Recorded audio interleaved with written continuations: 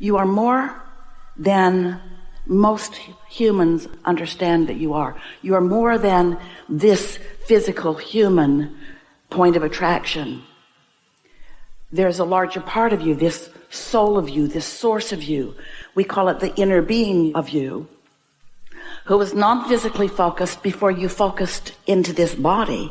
And that non-physical part of you is still part of you, a big part of you, the biggest part of you. So there are two parts of you who are attracting. There's this source of you who is only love and appreciation and confidence and knowing and security and balance and well-being. There's that part of you. And then there's the human part of you who could be that. Sometimes you are or might not be. But if you have chosen in any moment in time to be resistant to the love that is you, you really feel that tug of war. Or when in any point in time you in your human beingness choose to be resistant to your appreciation of yourself or others, you really feel it. In other words, you feel the discord, the discomfort, the lack of harmony, the downright pain of not going with the flow of your eternalness, of who you really are. You just can't be in this physical form and look around and find things to hate without causing problems to yourself. Because as you focus upon what you do not desire, you gotta know your inner being is never gonna do that. And the question is your vibrational output a match to what you want, or are you matching the reason why you want it? Because if you're matching the reason why you want it, then you're not a match to what you want. And the law of attraction then does not seem like your friend. The law of attraction is this always precise responder to your vibrational output. It's like you walk into this field, like a gravitational field. You're familiar with that. You live in one of those. And you also live in a vibrational, responsive law of attraction field where what you've got going on, the law of attraction is responding to. And what's so interesting about that is that you only have to know what your point of attraction is and what to do about it if it isn't the way you want it to be. But you're not the only one who has this going on. And so the most recent way of describing it that we have found for you, it's like you've got this bag of marbles that is magnetic in quality, that's gathering up for you your life experiences, gathering up your thoughts, your next thought, who you rendezvous with, even the memories that you find from past. Everything about your unfolding life experience is about this law of attraction, this energy field that is responsive to what you've got going on. And the thing is, mostly, you don't really know what you've got going on until it gets going on. And then you're reactive to that. In other words, if something happens and it's not something that you prefer or want, your response to it causes a further attraction of it, because you live in a universe that is inclusion-based. There's no exclusion in this vibrational universe. So when you say no to something, you're actually calling to you the thing you've decided that you do not want to come. Sometimes this is where humans say to us, well, that sucks, because it feels a little counterintuitive to the way you may have been integrated into your world. It seems like if you say yes, it should come, and if you say no, it shouldn't come. But have your children taught you nothing? The more you decide that you're going to demand something to come to you because you want it to come because you don't have it, the more obstinate you are, the more resistant you are to letting it come to you. And the most important part of this analysis of how life goes for you is this. Your inner being is always going to focus upon who you really are and all that you have become through the life experiences that you have lived. So when you choose to take a very narrow point of view, like, I don't like what's happened in this red hot minute, I'm just not going to stand for this, and you stand in protest, in justification, in what it turns out to be is downright arguing for your limitations. But when you choose to do that, which you certainly have the free will to do, in fact, it's part of your evolution process, but when you are in the moment of doing that, you can really feel that discord. And the reason that that discord exists within you in the form of negative emotion is because your point of attraction that you have the free will to activate for yourself, and that which your inner being is gathering up the cooperative components on your behalf. If those are in opposition, that's what resistance is. If they are in harmony, that's what allowing is. So there's this, you could call it a lot of things. We call this vibrational you, this vibrational reality, this you that you have become to, we call it your vortex, just because we wanted to have a focal point that you could focus on, and we wanted you to accept it as something that is real in your experience, even though it's hard for you to accept that it is real because you can't see it or hear it or smell it or taste it or touch it until it gets evolved enough that it comes into your experience in a way that you can interpret the vibration of it through your physical senses. We want you to accept the reality of it by feeling your way to it. So you could call it a lot of things. We have called this vortex a lot of things. We say, here you are, and here your vortex version of you is. And when you're in alignment, we call that a state of allowing, or the art of allowing.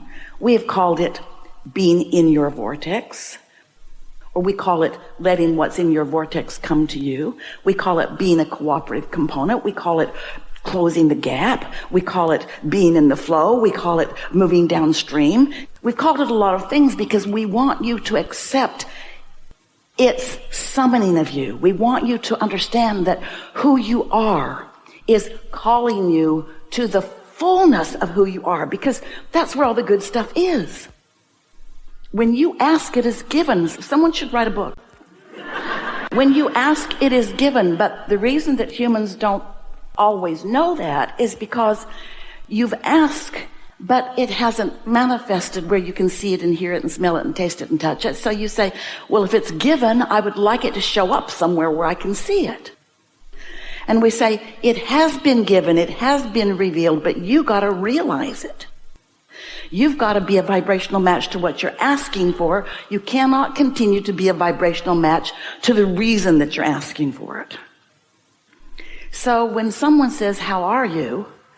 You really want to tell them this version. But humans don't want to do that sometimes because it doesn't feel honest. In other words, I don't feel so good might be the way you feel. What's wrong? I don't feel good. Well, what's wrong? Well, when someone is asking you, or when you're focused upon what's wrong, you're rarely focused upon what you prefer or where you're going or what's actually in the process. It would be like the gardener or the farmer or anyone planting a seed in the ground, making sure it's a viable seed and putting it in the ground and taking care of the ground, and then noticing that nothing happened. Not soon enough for you. And so your reality is, I made some effort, but nothing's happening. Where in the vibrational reality, there is a lot going on. There's a whole lot of energy in that seed, and a whole lot of attraction power in that seed, and a whole lot of intelligence in that seed, and a whole lot of source energy affecting that seed, and a whole lot of becoming in that seed, a whole lot of becoming that you can't see or hear or smell or taste or touch yet, but it is happening. And if you can accept that it is in the gestation stage, it's like the fetus in the womb is in a state of becoming also.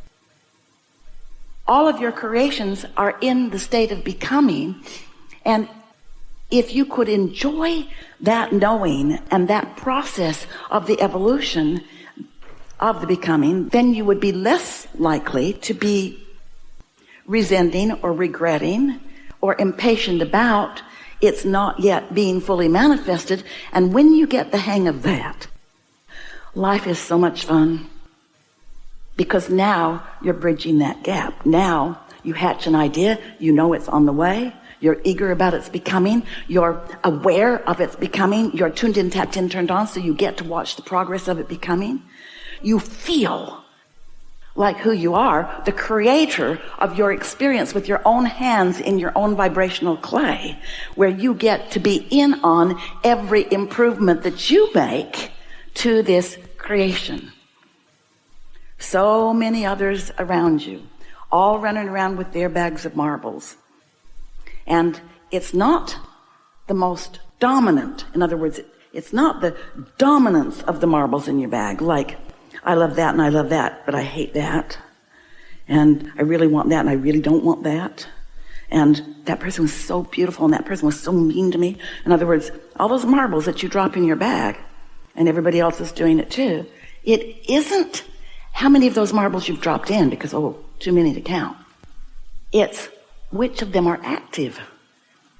Which of them have attraction power right now? And that's what's active in your vibration. In other words, that's what your belief system is. A belief is just a thought that you continue to think, and a thought that you continue to think is an active marble that is attracting. So you can have someone in your experience. Esther had this the other day with her grandson. He's a teenager, and, well, Esther's thinking about her bag of marbles, and she knows that she's going to see this teenager, and she's eager about doing that, and so she just dropped a whole bunch of marbles. The best feeling existing, not the ones she's reaching for, the ones that already exist, good feeling marbles. She just dropped them in her bag. It took her about 2 or 3 minutes. It was fun to do. And then a couple hours later she saw him, and he was so much like the marbles in her bag. And she thought, I'm the master of the universe. Now, she didn't think that, but she is.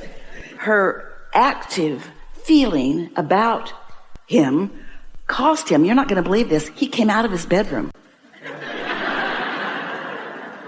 Stopped doing whatever he was doing online and came out of his bedroom and sat and visited with her. Esther thought, it's a miracle. They had the best conversation. So we're not giving you this example because we want you to think that we want you to control the behaviors of others. That isn't our point. But how people, how situations, how inanimate objects, how traffic, how weather, how everything in your physical universe responds to you has everything and only to do with what you got going on in your bag of marbles. And you've got more control than you have even been thinking you have or practicing to exercise.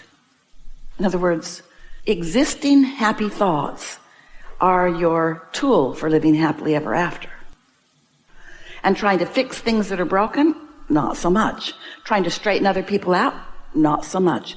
Trying to point out their flaws so that they will be better, not so much. Anytime you point something out that you don't want, you got a whole different bag of marbles going on.